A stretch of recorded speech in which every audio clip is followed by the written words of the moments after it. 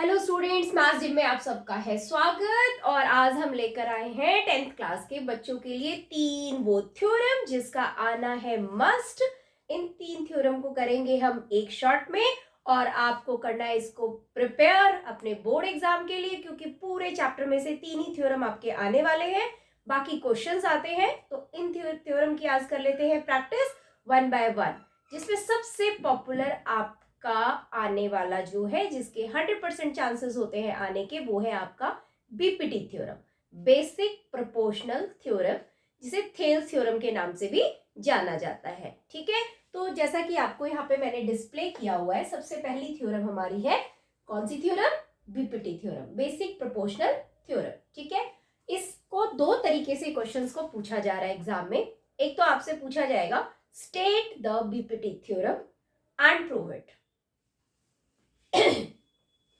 Second, सीधा आपको ये स्टेटमेंट लिखी आएगी जैसे मैंने यहाँ पे डिस्प्ले किया हुआ है, और फिर आपको इसे स्टेटमेंट को देख के प्रूव करना है।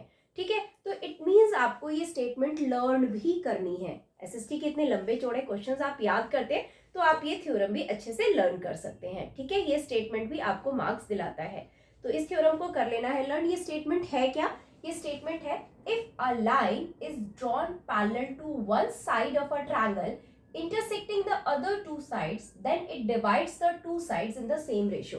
छोटी सी स्टेटमेंट है कि अगर आप कोई ट्रायंगल्स लेते हैं और उस ट्रायंगल के किसी भी एक साइड के पैरेलल कोई साइड्स ड्रॉ करते हैं जो बाकी दो साइड्स को कहीं ना कहीं इंटरसेक्ट करती है, राइट? तो वो जो इंटरसेक्ट करती है वो किस तरीके से करती है? It divides the two sides in the same ratio, उन्हें वो सेम रेशियो में डिवाइड करती है। ठीक है, इस थ्योरम को कैसे करना है, चलते हैं हम ब्लैक बोर्ड की तरफ और बिल्कुल एज इट इज आपको इसे लर्न कर लेना है।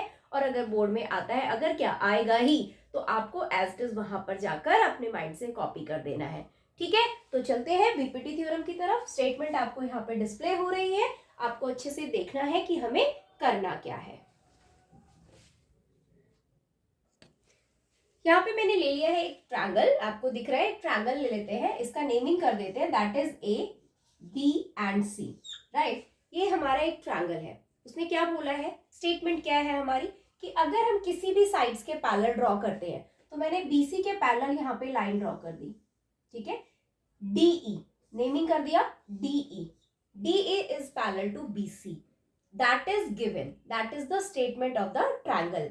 Now we have to prove कि हम इसे कैसे प्रूव करें कि ये सेम रेशियो में डिवाइड हो रहा है।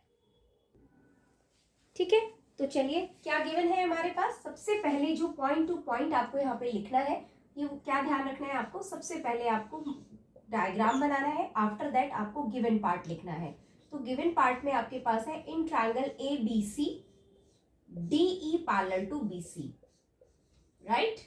नाउ टू प्रूव, हमें प्रूव क्या करना है, प्रूव करना है आपको AD अपॉन में DB, it means that upon में that AD upon DB is equal to AE upon में EC।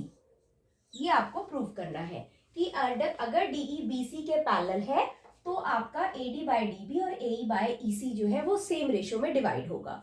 ठीक है, अब हम क्या करेंगे, वी नीड सम कंस्ट्रक्शंस। क्या कंस्ट्रक्शंस करने जा रहे हैं हम? आपका जो कंस्ट्रक्शन पॉइंट है, सबसे पहले आप यहाँ पे एक परपेंडिकुलर डाल रहे हैं, मैंने डाला EF, और यहां से एक परपेंडिकुलर डाल दिया मैंने DG। ये जो EF परपेंडिकुलर ड्रॉ कर रहे हैं आप, वो पूरी लाइन के ऊपर करेंगे, draw EF perpendicular AB, completely AB के ऊपर, और दूसरी तरफ DG परपेंडिकुलर ड्रॉ कर रहे हैं हम AC के ऊपर, right? Step two step you have to follow like that. इसी तरीके से आपको फॉलो करना है, कोई इफ नहीं कोई बट नहीं, इसमें और कुछ आपको एड ऑन नहीं करना है। ठीक है, आपने ये कंस्ट्रक्शन कर लिया, आपने गिवन लिख दिया, आपने प्रूफ बना दिया, और आपका ट्रायंगल भी रेडी है। यहां तक आपका काम हो गया, 1 मार्कर, 1 मार्क का आपका काम हो गया, राइट? कंस्ट्रक्शन में ड्रॉ EF परपेंडिकुलर टू AB एंड DG AC के बाद ज्वाइन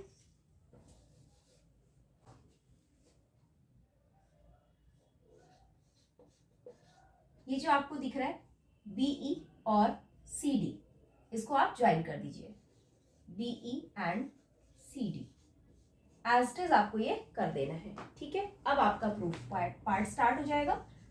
पार्ट में आपको क्या करना है, ट्रायंगल्स लेने हैं और ट्रायंगल इस तरीके से लेने हैं ताकि आपके ये साइड्स इंट्रोड्यूस हो जाए, ए डी डी बी ए ई सी, ठीक है। तो मैं पहले ट्रायंगल ले रही हूँ ए डी ई, उसमें ए डी आपका आ रहा है, ठीक है। उसके साथ मुझे दूसरा ट्रायंगल लेना है जिससे मेरा डी बी इंट्रोड्यूस हो जाए, ठीक है। तो उसके साथ ट्रायंगल क्या जाएगा, बी डी ई, क्योंकि आप ए डी ई को यूज कर रहे हो, राइट। आपको ए डी चाहिए तो आपने ट्रायंगल ऐसा इंट्रोड्यूस करना है, ऐसा ट्रायंगल आपको पिक करना है जिसमें ए डी आ रहा हो, राइट। दूसरा ट्रायंगल आप कैसे पिक करोगे, आपको बी डी प्रूफ करना है, A D upon B D, तो आपको बी डी ई ट्रायंगल लेना पड़ेगा क्योंकि बी डी तभी आपका आएगा। तो हमने यहाँ पे क्या लेना है, area of triangle A D E upon में area of triangle B D E, right. याद करने का बहुत आसान तरीका है, ए डी चाहिए तो ए डी ई ट्रायंगल ले लिया और बी डी चाहिए तो बी डी। हमें क्या लेना है, triangle area of ADE, right. तो एडीई के लिए आपका बेस क्या होगा, 1/2 बेस आपको एडी रखना है क्योंकि आपको क्वेश्चन में एडी ही चाहिए, और एडी के ऊपर आपका परपेंडिकुलर क्या बन रहा है, आपका ईएफ, क्योंकि आपने ईएफ पूरा एबी के ऊपर परपेंडिकुलर डाला है, तो यहाँ पे आ गया आपका ईएफ। जब आप बीडीए ट्रायंगल की तरफ जाएंगे तो आपका बेस रहेगा बीडी और परपेंडिकुलर आपका सेम रहेगा ईएफ। क्यों है ईएफ परपेंडिकुलर, क्योंकि ईएफ आपने पूरे कंप्लीट एबी के ऊपर डाला हुआ है, ठीक है, और BD is also part the AB. So अब यहां से आपको क्या मिल गया, EF to EF cancel, half to half cancel, first equation आपकी रेडी हो गई। इसी तरीके से अब दूसरी तरफ चलिए, अब आपको चाहिए ए, राइट साइड में चाहिए आपको ए। अब देखिए जरा ए किस ट्रायंगल में आ रहा है उसको देख लीजिए। तो मैंने देखा ए डी ई, ए अगेन किस में आ रहा है, ए डी ई में। तो आपको यहाँ पे ले लेना है triangle A D E again, ठीक है, दोबारा से, और नीचे एरिया ऑफ, अब आपको क्या चाहिए EC, तो EC किस में आ रहा है, CDE में। यहाँ आपने लिया था BDE, यहाँ पे ले लीजिए आप ट्रायंगल CDE, C D की जगह C, ठीक है। अब फिर वही फॉर्मूला 1/2 बेस इंटू हाइट। अब बेस आपको चेंज करना है, क्यों, क्योंकि अब दूसरी तरफ आपको बेस क्या रखना है, AE, ठीक है। तो अगर आप AE बेस रखेंगे तो आपका परपेंडिकुलर भी चेंज हो जाएगा, ठीक है। AE हो गया और यहाँ पे आ गया आपका DG, नीचे 1/2, और आपको बेस क्या चाहिए EC या CE बोल सकते हैं आप। तो यहाँ पे आपको चाहिए CE, तो CE के ऊपर भी परपेंडिकुलर क्या बनने वाला है आपका DG। क्यों बनेगा परपेंडिकुलर दोनों का DG, क्योंकि आपने जो परपेंडिकुलर ड्रॉ किया है वो कंप्लीटली AC के ऊपर ड्रॉ किया हुआ है, तो वो दोनों के लिए परपेंडिकुलर होगा। DG से DG कैंसिल, हाफ से हाफ कैंसिल, ये आपकी सेकेंड इक्वेशन रेडी हो गई। क्लियर है। पहले आपने ट्रायंगल क्या लिया है, ADE अपॉन में BDE, ठीक है, क्योंकि आपको AD और BD की नीड थी अकॉर्डिंग टू द जो आपको प्रूफ करना है। फिर आपने दूसरा ट्रायंगल लिया ADE और CDE, क्योंकि आपको यहाँ से AE चाहिए, यहाँ से CE चाहिए, ठीक है। और बेस आपको पता है अकॉर्डिंग टू जो आपको नीड है आप वो रखेंगे, और परपेंडिकुलर आपने ड्रॉ किया हुआ है, ठीक। अब जरा ध्यान से इनको हम कंपैरिजन करें तो ADE यहाँ पे ठीक है, PD और CDE में डिफरेंस है। अगर ये भी इक्वल हो जाता तो हमारा पूरा लेफ्ट हैंड साइड इक्वल हो जाता, राइट अपने आप ही फिर हम इक्वल कर देते। बट ये BD और CD का क्या चक्कर है, आइए जरा डायग्राम में देखते हैं। ये देखिए ये आपका है और ये ट्रायंगल है, एक ये वाला BDE और एक दूसरा आपका CDE जो मैंने डार्क कर दिया है। ये दोनों देखिए जरा, ये DE के ऊपर बने हुए हैं, है ना, और ये दोनों लाइन पैरेलल है। 9th स्टैंडर्ड में आपकी एक थ्योरम है कि दो पैरेलल लाइन के बीच में अगर ट्रायंगल्स बनता है और उनका बेस या एक लाइन कोई सेम रहती है तो उनका एरिया हमेशा इक्वल आता है। तो यहाँ पे वही सिचुएशन क्रिएट हो गई है। हम यहाँ पे लिखेंगे area of triangle BDE is equal to area of triangle CDE, ये आपकी थर्ड इक्वेशन, ठीक है। रीजन इनका लिखना है, क्या रीजन लिखेंगे, both triangles on same base and between same parallels,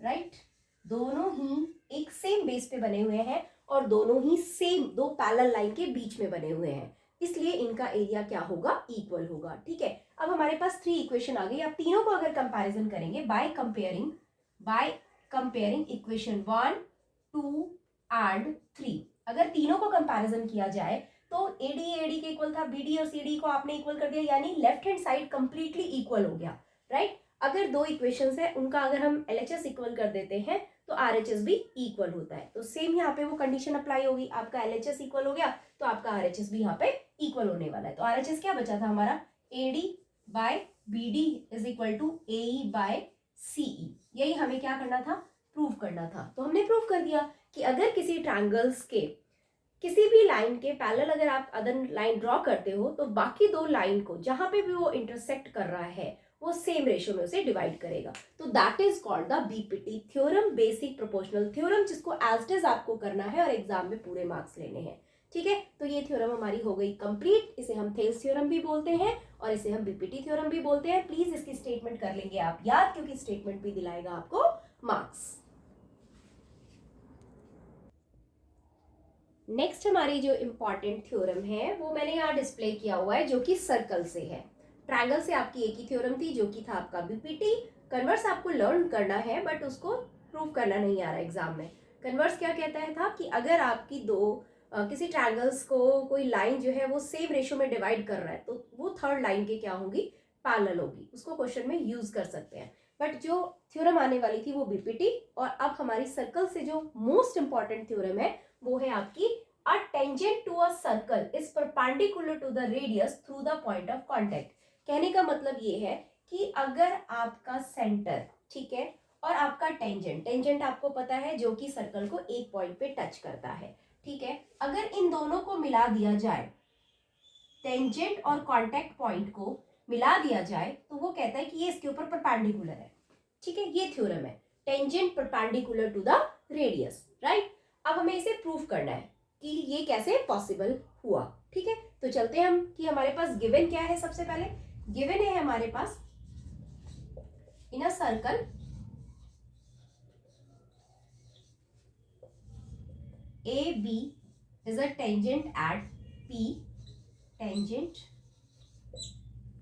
at P, ये एक टेंजेंट है। ठीक है, और हमें प्रूव क्या करना है, टू प्रूव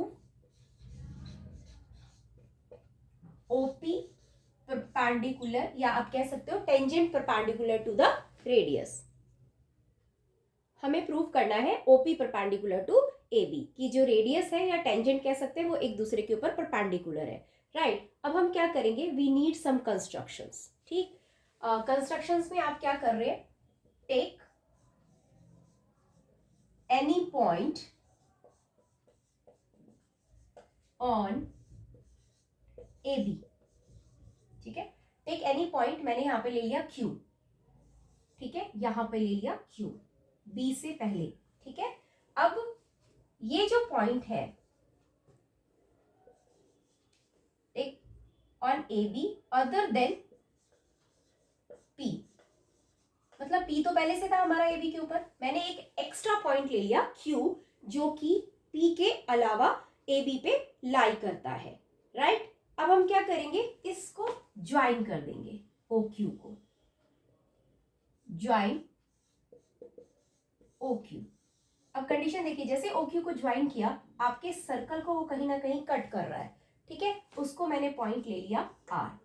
ठीक है, अब सबसे पहले मैं आपको ये समझा देती हूँ कि करना क्या है। ठीक है, कोई ऐसा हार्ड एंड फास्ट रूल नहीं है, एक थ्योरी पार्ट है जो आपको समझना है कि इस थ्योरम में हमें करना क्या है। ठीक है, इस थ्योरम में मेन चीज ये है कि आपको ये समझना है, हम ये जानते हैं कि जैसे जैसे मैं इस लाइन के ऊपर पॉइंट लूंगी, ये लाइन ऐसे ऐसे ड्रॉ होती जाएगी, ठीक है, और वो लॉन्ग होती जाएगी कंपैरेटिवली OP के। जैसे जैसे आप ये क्लोज आते जाएंगे, ठीक है, यहाँ पे मिलता है, मिलते मिलते ये लाइन सबसे शॉर्टेस्ट है P पॉइंट पे। जैसे मैंने यहाँ Q ले लिया, मान लो यहाँ पे मैं S ले लूँ, यहाँ T ले लूँ, तो ये सारे की सारी लाइन जो है वो OP से क्या होंगी, लार्जेस्ट होंगी। अगर आप इसके क्लोज आते हैं, धीरे धीरे अगर क्लोज आते हैं, तो आप देखेंगे कि यहाँ पे आने वाला पॉइंट भी इससे बड़ा होगा, यहाँ पे आने वाला भी इससे बड़ा होगा, यहाँ से बड़ा ये भी बड़ा होगा। यहाँ पे जब पॉइंट आएगा तो ये स्मॉलेस्ट हो गया ना, ये स्मॉलेस्ट है, तो अगर मैं प्रूफ कर दूं कि OP स्मॉलेस्ट है तो इट मींस ये इसका परपेंडिकुलर कंसीडर होगा, राइट। तो हमारा काम यही है यहाँ पे करना, थ्योरेटिकल पार्ट है जो कि आपको लिखना भी है। और जो तरफ प्रूफ में देखते हैं हम क्या कर रहे हैं, यहाँ पे प्रूफ में सबसे पहले मैंने यहाँ पे लिया OP is equal to OR। क्यों है ये इक्वल, क्योंकि ये रेडियस है, रेडियस ऑफ अ सर्कल है, तो दोनों इक्वल होंगे। अब जरा ध्यान से देखिए कि अगर मैं बात करूं कि OQ की अगर हम बात करें तो आपको क्या दिख रहा है, यहाँ पे OQ जो है वो OR प्लस RQ है, राइट। इसका कहने का मतलब क्या हुआ, अगर मैं O R plus R Q ले रही हूं तो इसका क्या मतलब है कि जो मेरा ओ क्यू होगा वो ग्रेटर देन क्या होगा, ओ आर होगा। ठीक है, अच्छा ओ क्यू और किससे ग्रेटर देन होगा, वो ओपी से भी ग्रेटर देन होगा। क्यों, क्योंकि ओपी और ओ आर क्या है, इक्वल है। तो यानी कि मैंने एक पॉइंट जो है वो क्यू ए बी के ऊपर लिया एक्सेप्ट द पी, पी को छोड़ के। वो पॉइंट आपका अगर सेंटर से ज्वाइन होता है तो वो आपके रेडियस यानी ओपी से जो होगा वो लार्जेस्ट होगा, बड़ा होगा, लार्जर होगा। नेक्स्ट अगर आप यहाँ पे और भी कोई पॉइंट लेंगे तो उसके साथ भी यही होने वाला है। आप कोई भी पॉइंट इस ए बी के ऊपर पी को छोड़ के लेंगे तो हर कंडीशन में आपका वो लाइन जो है, लाइन सेगमेंट, वो आपके ओपी से बड़ा होने वाला है। तो अगर वो बड़ा होने वाला है तो इट मीन्स आपका क्या हो गया, ये सबसे शॉर्टेस्ट हुआ, ओपी सबसे शॉर्टेस्ट हुआ। अगर ओपी शॉर्टेस्ट है तो इट मीन्स ये इसका क्या होगा, परपेंडिकुलर होगा, क्योंकि 90 डिग्री वो क्लोज आके ही तो बनाएगा आपके पॉइंट से। तो यहाँ पे ये चीज आपको सिर्फ और सिर्फ क्या करना है, लिखनी है। ठीक है, अब हम क्या लिखेंगे यहाँ पे, ध्यान से देखिए। ठीक है, हमें क्या करना है यहाँ पे, ये चीज हम कर चुके हैं। ओके जो है आपने लार्जर प्रूफ कर दिया है ओपी से, और मैंने क्या बोला कि आप इस ए बी के ऊपर कोई भी और पॉइंट लेंगे, एस टी यू वी या लेफ्ट या राइट कहीं पे भी लेंगे तो हर कंडीशन में आपका ओपी ही शॉर्टेस्ट आने वाला है। राइट, अब आपको लिखना क्या है, वही राम कहानी लिखनी है जो आप अपने बोल रहे हैं। ठीक है, ये मैंने यहाँ पे लिख दिया, इसलिए आपको एज इट इज इसको लिखना है। Since this happen for every point on line A B, ये सब पॉइंट के साथ होने वाला है, जैसे कि क्यू के साथ हुआ है, ये सभी पॉइंट के साथ होगा एक्सेप्ट पी। ठीक है, since this happen for every point on line A B except the point P, OP is the shortest of all the distances of the point O to points to of AB. So OP perpendicular to AB. यानी राम कहानी ये है कि आपका कोई भी point AB के ऊपर अगर आता है तो वो हर कंडीशन में OP से बड़ा होगा। ठीक है, वो सभी पॉइंट्स के लिए एप्लीकेबल होगा। इसलिए हम यहां से इस निष्कर्ष पर पहुंचे हैं कि OP is the shortest distance from the O to A B. ठीक है, ओ से लेके ए बी तक का शॉर्टेस्ट डिस्टेंस जो है वो ओपी ही है, इसलिए OP is the perpendicular to A B. That is the theorem जो कि आपको कहता है a tangent to a circle is perpendicular to the radius through the point of contact. इस थ्योरम को आपको एज इट इज लर्न कर लेना है। ठीक है, अगर एग्जाम में आता है तो आपको इस तरीके से इसको सॉल्व करके दिखाना है। ठीक है, चलिए ये थ्योरम भी हो गया। अब हमारी एक लास्ट थ्योरम रह गई है, थर्ड, जो कि बहुत ही इजी है, इसको भी फटाफट कर लेते हैं, करते हैं इसको इरेज। चलिए नेक्स्ट और लास्ट थ्योरम जो कि आपके एग्जाम्स में आने वाले हैं वो है the length of the two tangent drawn from an external point to a circle are equal. यानी कि अगर आप सर्कल के आउटसाइड से किसी भी पॉइंट से दो टेंजेंट ड्रॉ करते हैं, दो ही टेंजेंट ड्रॉ होगा, अगर एक एक्सटर्नल पॉइंट है तो उससे आप दो टेंजेंट ड्रॉ कर सकते हैं। ठीक है, मैक्सिमम दो टेंजेंट वहां से ड्रॉ होगा और उनकी लेंथ जो होगी वो आपकी इक्वल होगी। राइट, तो वो मैंने यहाँ पे ले लिया एक सर्कल और पी हमारा आउटसाइडर पॉइंट है।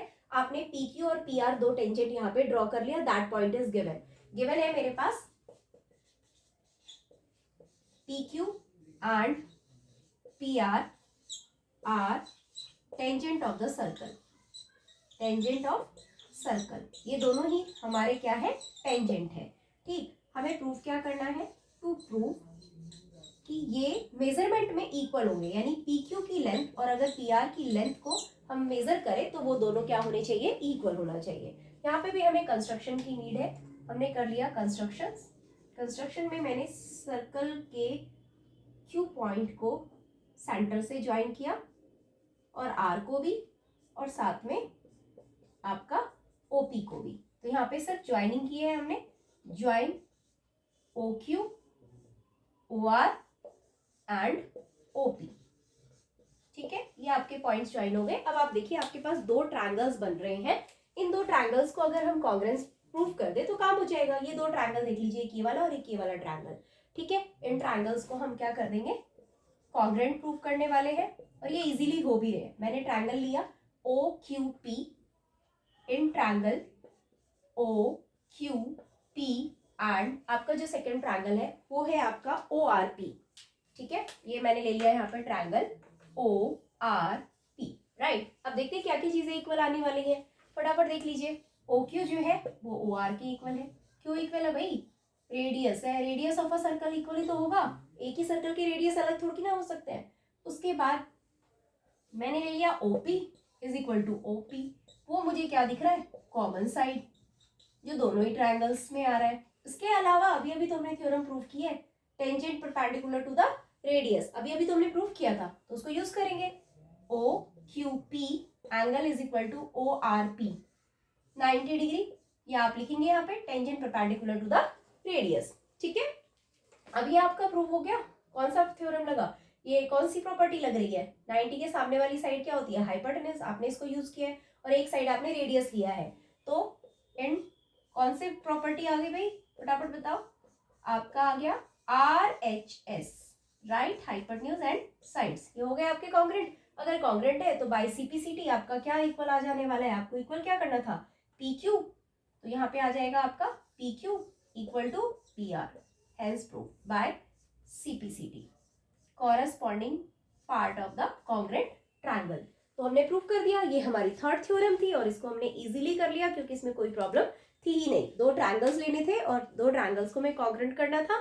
कॉन्ग्रेंसी के लिए आपके पास सब कुछ अवेलेबल था, ओ क्यू ओ आर के इक्वल था क्योंकि रेडियस है एक ही सर्कल के, ओपी ओपी दोनों में कॉमन था, और ये 90 डिग्री क्योंकि टेंजेंट परपेंडिकुलर टू रेडियस होता है। ठीक है, अगर ये कॉन्ग्रेंट हो गए तो इनका जो बचा हुआ पार्ट था, कॉरस्पॉन्डिंग पार्ट था, वो अपने आप ही इक्वल हो जाएगा। इस तरीके से हमारे 3 थ्योरम हो गए कंप्लीट, और इन 3 थ्योरम्स के आने के 100% है चांसेस। इनको अच्छे से कर लीजिए प्रिपेयर। 3 ही थ्योरम तो है, अगर आप ज्योमेट्री के पार्ट को छोड़ना चाह रहे हैं, कुछ बच्चे जो सोचते चलो प्रॉब्लम क्रिएट कर रहा है ज्योमेट्री, तो कम से कम ये 3 थ्योरम तो आपके काम आएगा। इन 3 थ्योरम को अच्छे से लर्न कर लीजिए, आपके एग्जाम में आने वाले हैं। और चैनल्स पे अगर नए हैं तो प्लीज सब्सक्राइब करिए, कमेंट करिए और प्रैक्टिस करते रहिए। फिर नेक्स्ट वीडियो में मिलते हैं हम नेक्स्ट कंटेंट के साथ।